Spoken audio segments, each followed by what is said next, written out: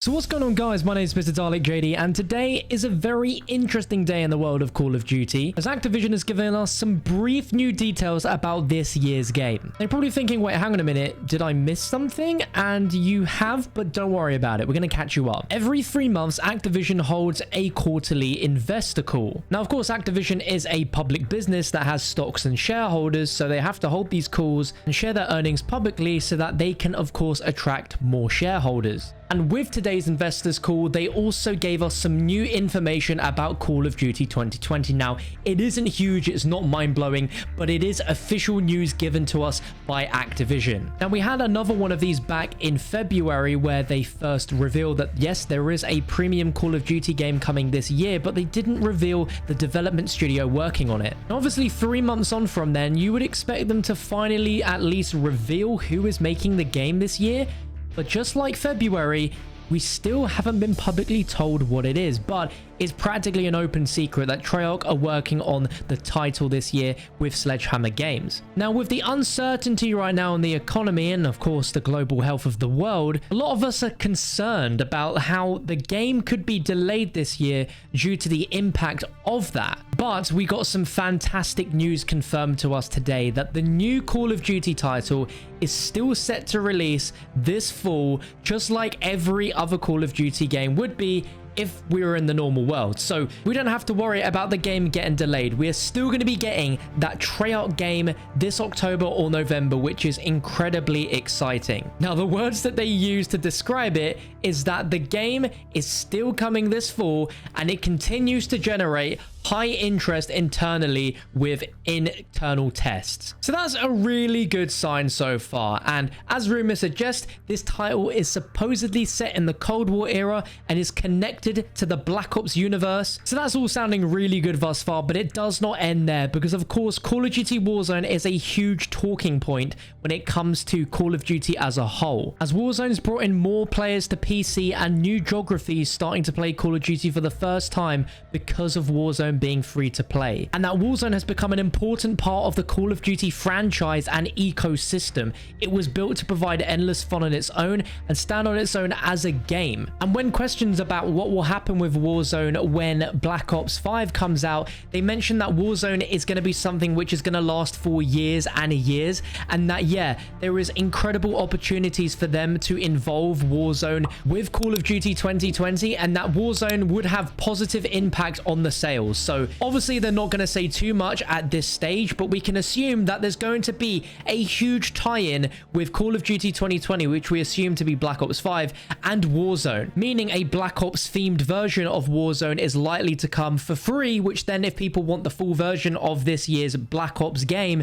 then they can go ahead and upgrade to the premium version. And with Warzone being so successful as a free-to-play model, that definitely means that there is room for there to be bigger things in Call of Duty games that could be free to play. Like, imagine zombies becoming free to play. It could be huge. And on top of that, they announced that there are 2 more Activision games releasing this year, which is based on their library IP. What this means is from the range of game franchises that they have in their back pocket, they are going to be releasing 2 more games which have yet to be announced. We've already had Call of Duty Warzone and Call of Duty Modern Warfare 2 Remastered, but if one of these games is another Call of Duty game, then this could be an amazing year on top of getting a new premium COD game as it is. We have no idea if they're talking about a different franchise altogether like Crash Bandicoot or Spyro, since those have had remasters but we've not seen an actual new game from it yet,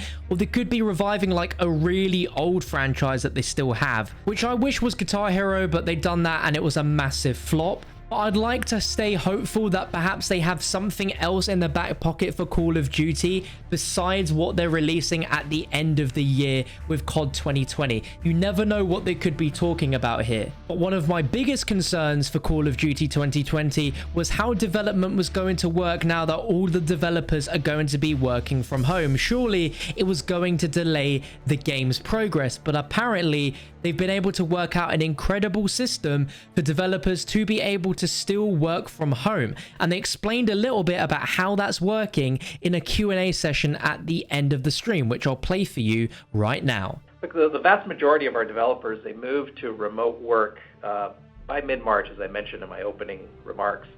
And really just credit to all those involved. It was such a huge undertaking.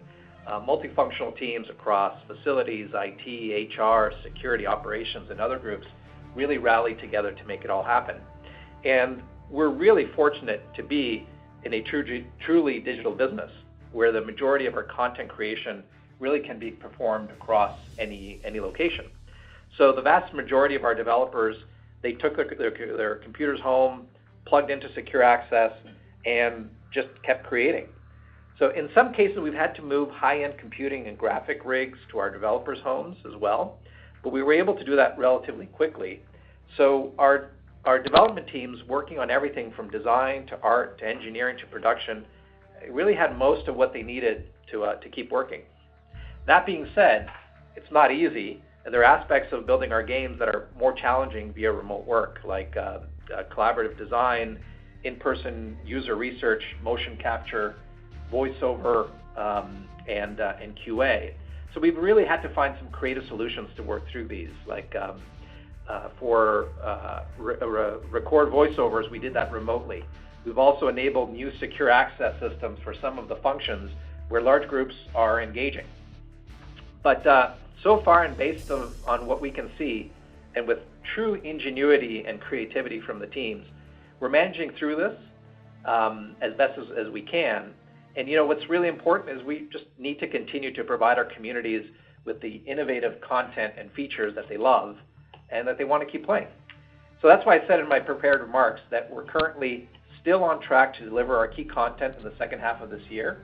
And my primary focus is to ensure that we continue to execute on these top priorities. Combining everything they've spoken about with Modern Warfare apparently selling the most copies at this point in the year of a COD's lifecycle than any other COD game ever, you can clearly see that the formula of a free-to-play mode combined into a premium COD game is the way forward. So we can expect to see that again this year with COD 2020. And what is exciting as well is just how much excitement and engagement there is with Call of Duty. It is building ever more as a global franchise, which means we can expect way more funding, way more time and attention put onto Call of Duty to make sure that what game we get at the end of the year is going to be an amazing game. Because as much as you can talk about how you might not like Modern Warfare, it has been such a solid release in terms of the quality of the game at launch with content, how often the game's been updated, how good the monetization system has been in that game, because shockingly they reveal that they have made $1 billion in microtransactions alone from Modern Warfare between January and March. That's without supply drops. That's without a gambling system, which is insane. And Call of Duty is reaching places it's never been able to before, meaning that this year's game is going to be incredibly big. So by all means, I have no doubt that this is going to be a big quality Call of Duty game we're getting this year, because it seems they want to focus so heavily on making sure it is, because that is going to guarantee the results that they're looking for. Now, it is the month of May, and we always get Call of Duty announcements in May. We still don't have an idea of the reveal window, but it is likely to be this month. So if you guys want to stay up to date with everything, you need to make sure you subscribe to the channel, because the moment we hear the first bits of news about its reveal, you know it's going to be here on the channel. But this is a roundup of everything from Activision's latest investor call. I wish they spoke more about Call of Duty 2020, but it seems they're just keeping it a little too under wraps. But hey, that's the nature of reveals, right? And Treyarch have never disappointed with reveals. It's nearly been 2 years since Black Ops 4 was revealed, so it is definitely soon. Now, obviously, given what's going on with the world, I doubt a reveal event like Black Ops 4 would happen. It's very unlikely. I think the most we'll get is we'll get some teaser trailers and we'll get an actual reveal trailer at some point in May. I cannot expect it to be any later than that, although since this is a ongoing issue, no one really knows what the future looks like when it comes to the game's release. I mean, right now, it sounds like everything is absolutely fine, and I really hope it stays that way, but you never know what could happen in the near future. But again, from what we heard from that investor call, the developers have moved most of their equipment now over to their homes, which is incredible, and I don't think it's very long at all before we're going to see those teaser trailers start to drop for this game via Treyarch and Call of Duty themselves. So I'm very excited for that, and if you guys are, let me know in the comment section. Be sure to drop a like rating on the video if you enjoyed and found it informative, and subscribe to keep yourself updated. But thank you for watching. I'll catch you in the next one.